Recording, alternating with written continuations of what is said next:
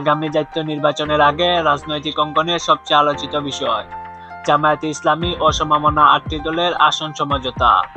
এখনো স্পষ্ট কোনো ঘোষণা না দিলেও ধীরে ধীরে একটি বড় রাজনৈতিক কৌশল গড়ে তুলছে দলটি। জামায়াত ইসলামী আন্দোলন সহ সমমনা 7টি দলকে নিয়ে 5 দফা দাবির ভিত্তিতে অভিন্ন কর্মসূচি চালিয়ে যাচ্ছে। বিশ্লেষকদের মতে এটি সরকার ও প্রশাসনের উপর চাপ বজায় রেখে নিজেদের অবস্থান শক্তিশালী করার প্রচেষ্টা। দলগুলো বলছে, এক আসনে এক প্রার্থী নীতি অনুসরণ করে 300 আসনেই মাঠ পর্যায়ে জরিপ চলছে।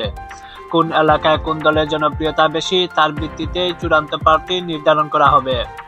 নেতারা ইঙ্গিত দিয়েছেন এই সমঝোতা ডিসেম্বরের প্রথম সপ্তাহেই ঘোষণা হতে পারে। জামায়াতের সহকারী সেক্রেটারি জেনারেল হামিদুর রহমান আজাদ বলেছেন, কে কোন আসন পাবে, কিভাবে সমঝোতা হবে আলোচনা চলছে। তফসিলের আগেই সমঝোতা চূড়ান্ত করার লক্ষ্য আছে। এদিকে দলটির কেন্দ্রীয় নেতাদের একজন জানিয়েছেন, সমমনা 8 দলের সঙ্গে আরও কয়েকটি দল যুক্ত হতে পারে, ফলে আসন বণ্টনে চমক দেখা যেতে পারে। জামায়াতের আমির শফিকুর রহমানও বলেছেন, প্রচলিত জোট নয়, তবে একাধিক শক্তির সঙ্গে নির্বাচনী সমঝোতা হবে। অন্যদিকে বিএনপিও ধর্মভিত্তিক দলগুলোকে পাশে পেতে তৎপর। এতে মাঠে এক ধরনের অঘোষিত প্রতিযোগিতা তৈরি হয়েছে। বিএনপি জোট বনাম জামায়াত জোট।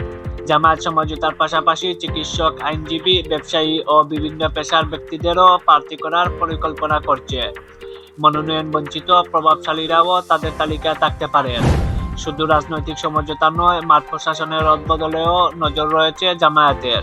তারা দাবি করেছে, তফসিলের পর লটারির মাধ্যমে জেলা উপজেলা প্রশাসনীয় কর্মকর্তাদের বদলি করা হোক, যাতে প্রশাসনের ভারসাম্য আসে।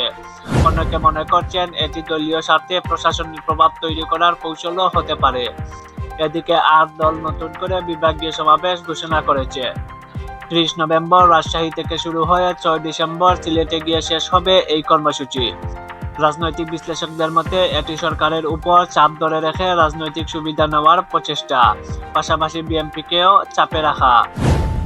বাংলাদেশের রাজনৈতিক নির্বাচনের আগে এমন কৌশলী সমঝোতার প্রচেষ্টা নতুন নয়, তবে এবারের পরিস্থিতিও আরও জটিল ও প্রতিযোগিতাপূর্ণ বলে মনে করছেন বিশ্লেষকরা। আরও রাজনৈতিক আপডেট পেতে সাথে থাকুন বিশ্ব বাংলা সংক্ষেপ নিউজ চ্যানেলের।